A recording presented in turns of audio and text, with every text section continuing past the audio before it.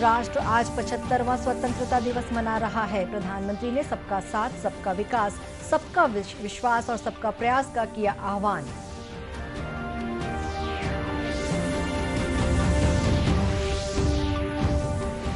राज्यपाल अनुसुईया उइके ने राजभवन में फहराया राष्ट्रीय ध्वज।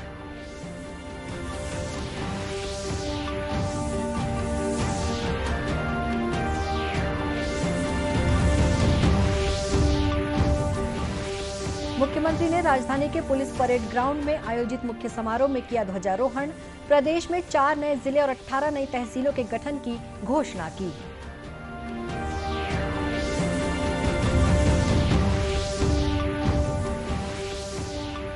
और प्रदेश के सभी जिलों में उत्साह के साथ मनाया जा रहा है स्वतंत्रता दिवस।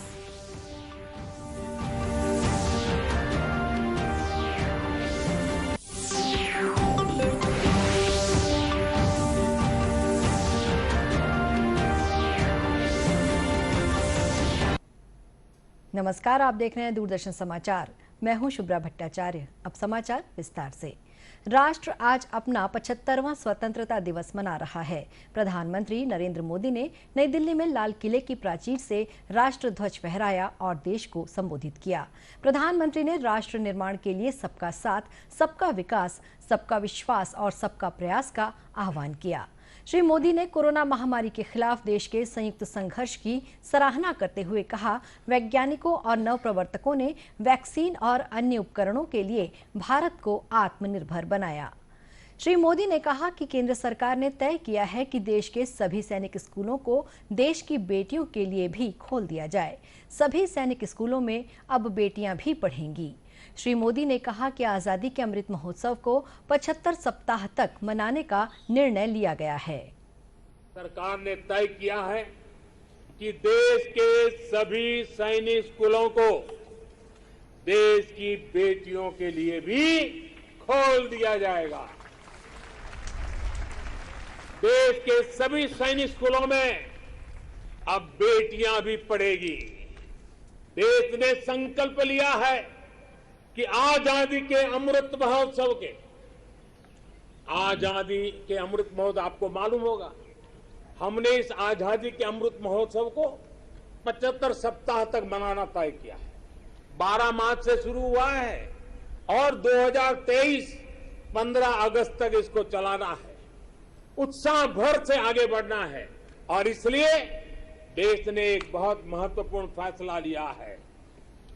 आजादी के अमृत महोत्सव के 75 सप्ताह में, इन 75 सप्ताह में 75 वंदे भारत ट्रेनें देश के हर कोने को आपस से जोड़ करके रही होगी। भारत को आधुनिक इंफ्रास्ट्रक्चर के साथ ही इंफ्रास्ट्रक्चर निर्माण में होली अप्रोच अपनाने की बहुत जरूरत है। भारत आने वाले कुछ ही समय में प्रधानमंत्री गति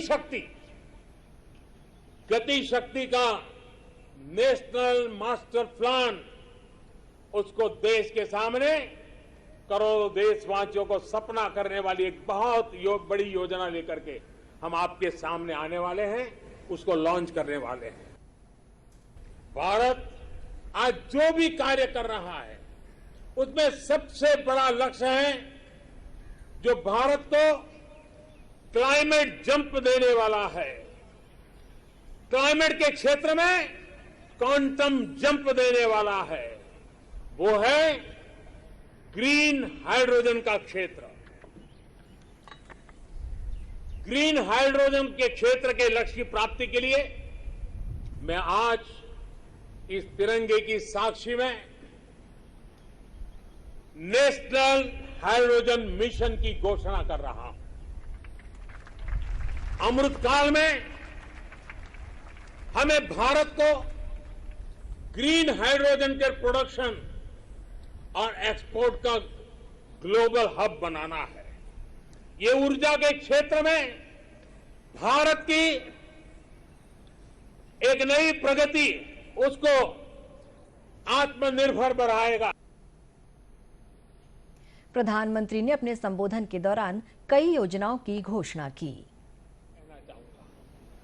हमारे मैन्युफैक्चरर्स को इस बात को कभी नहीं भूलना होगा कि आप जो प्रोडक्ट बाहर बेचते हैं वो सिर्फ आपकी कंपनी के द्वारा बनाया हुआ सिर्फ एक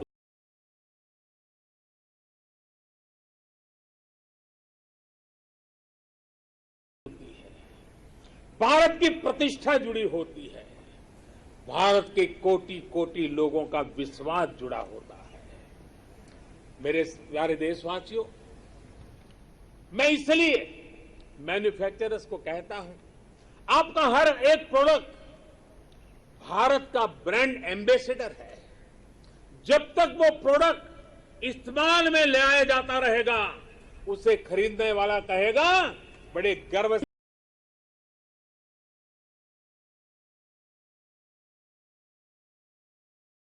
मिजाज चाहिए। अब आपके मन में दुनिया के मार्केट में छा जाने का सपना होना चाहिए। इस सपने को पूरा करने के लिए सरकार हर तरह से आपके साथ खड़ी है। देश के हर गरीब, हर व्यक्ति तक पोषण पहुंचाना भी सरकार की प्राथमिकता है। गरीब महिलाओं, गरीब बच्चों में कुपोषण और जरूरी पौष्टिक पदार्थों की कमी उनके विकास में बड़ी बाधा बनती है। इसे देखते हुए ये तय किया गया है कि सरकार अपनी अलग अलग योजनाओं के तहत जो चावल गरीबों को देती है उसे फोर्टिफाई करेगी, गरीबों को पोषण युक्त चावल देगी।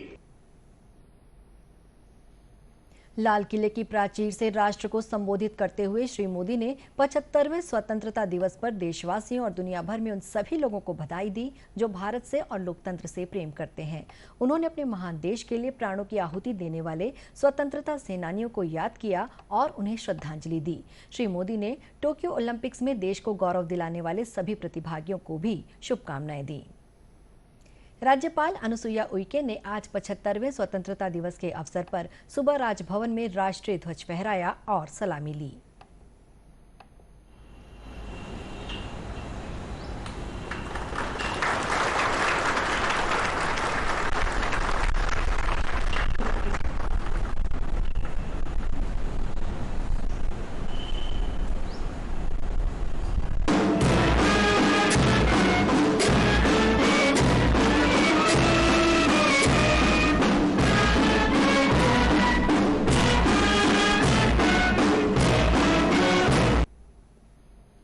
राज्यपाल ने कहा कि आज़ादी के 75 वर्ष के अवसर पर अमृत महोत्सव मनाया जा रहा है।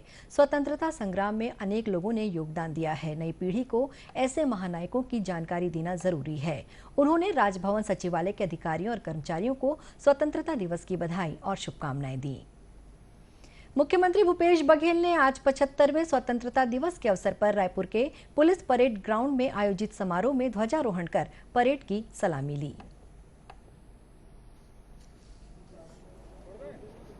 विचरण करने के लिए छोड़ रहे हैं। जोरदार तालियां और ये रंग बिरंगे गुब्बारे स्वच्छंद आकाश में उड़ते हुए बता रहे हैं।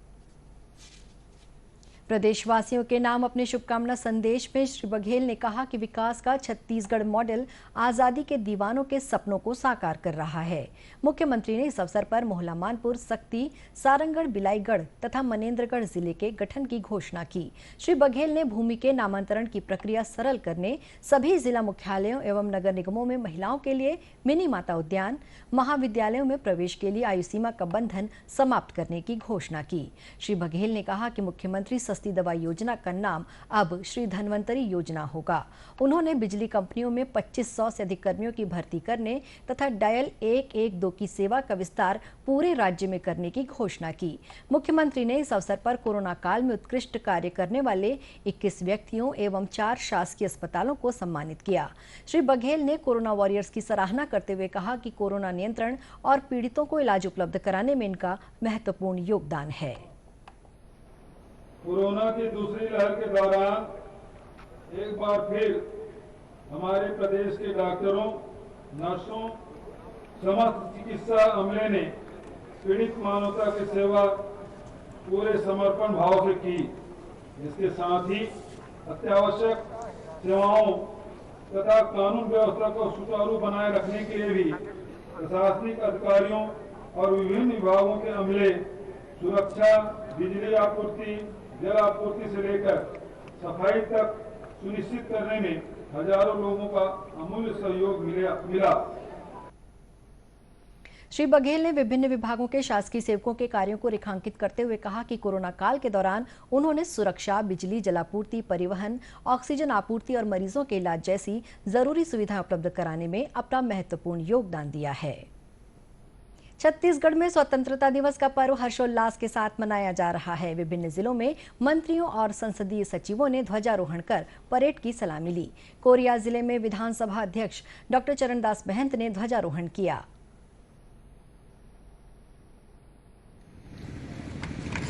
राष्ट्रीय ध्वज के 3 रंग केसरी, आदि शक्ति और साहस को प्रदर्शित करता है। सफेद रंग शांति। कबीरधाम जिले में स्वास्थ्य मंत्री टी.एस. सिंहदेव ने ध्वजारोहण कर परेड की सलामी ली। जिनकी मौजूदगी से हम सुरक्षित महसूस करते हैं। 75वां स्वतंत्रता दिवस एक ऐसा पड़ाव है जहां पर खड़े होकर हमें अपनी विरासत पर गर्व भी होता है। वहीं कोरबा जिले में स्कूल शिक्षा मंत्री डॉक्टर प्रेमसाय सिंह टेकाम ने ध्वज फहराया।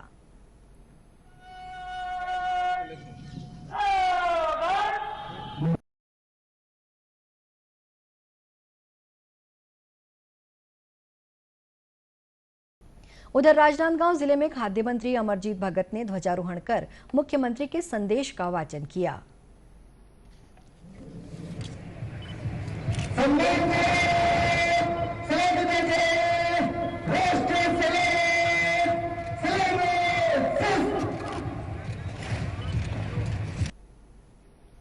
बस्तर जिले में स्वतंत्रता दिवस समारोह सादगी के साथ मनाया गया। जगदलपुर के लालबाग परेड मैदान में आबकारी मंत्री कवासी लखमा ने ध्वजारोहण किया। इस अवसर पर उन्होंने कोरोना योद्धाओं का सम्मान भी किया।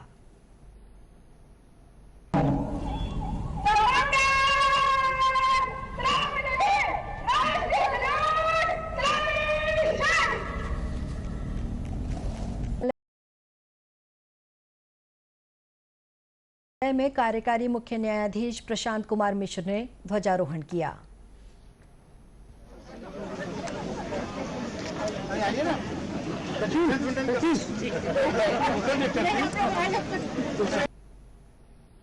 विधानसभा में प्रमुख सचिव चंद्रशेखर गंगराड़े ने ध्वजारोहण किया और अधिकारियों और कर्मचारियों को स्वतंत्रता दिवस की शुभकामनाएं दी।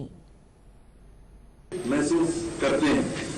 75वां स्वतंत्रता दिवस एक ऐसा पड़ाव है जहां पर खड़े होकर हमें अपनी विरासत पर गर्व भी होता है।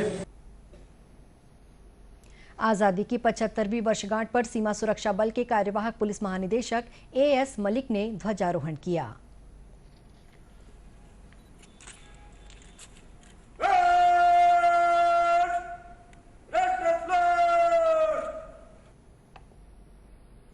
इधर दूरदर्शन केंद्र रायपुर में आजादी पर्व के अवसर पर केंद्र निदेशक प्रदीप कुमार श्रीवास्तव ने ध्वजारोहण कर अधिकारियों और कर्मचारियों को अपनी शुभकामनाएं दी।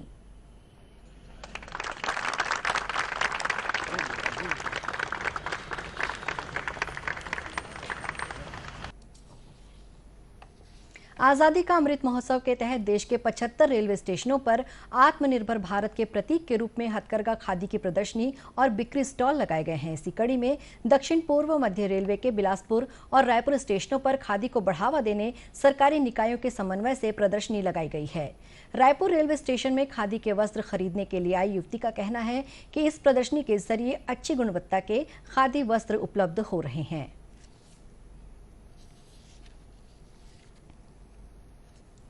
खादी का स्टॉल लगा हुआ है। मैं कपड़ा देखने आई हूँ, जो भी मेरे को पसंद आता है मैं उसको लेके जाऊंगी। कैसा लग रहा है स्टॉल लगाया तो? स्टॉल बहुत अच्छा है कि हमारे यहाँ से स्टॉल लगा हुआ है खादी कपड़े का। बहुत अच्छी वैरायटी रखे हैं इन्होंने कपड़े का। सिंह ने दूरदर्शन समाचार को बताया कि आजादी के अमृत महोत्सव के तहत 9 दिनों के लिए ये प्रदर्शनी लगाई गई है। मोदी जी के द्वारा देश के 75 बड़े स्टेशनों पर खादी का प्रचार प्रसार करने के लिए 2 स्टॉल का हम लोग शुरुआत किए हैं रायपुर स्टेशन पे। ये 75 घंटों के लिए रहेगा और ये रोज दोपहर 1 बजे से लेकर रात के 10 बजे तक खुला रहेगा। खादी वस्त्रों के इन स्टॉलों में भारतीय स्वतंत्रता के 75 वर्ष दर्शाने वाले किसी भी स्मारक के लोगो और स्लोगन को दर्शाने की अनुमति रहेगी। इसी के साथ ये समाचार बुलेटिन समाप्त हुआ। नमस्कार।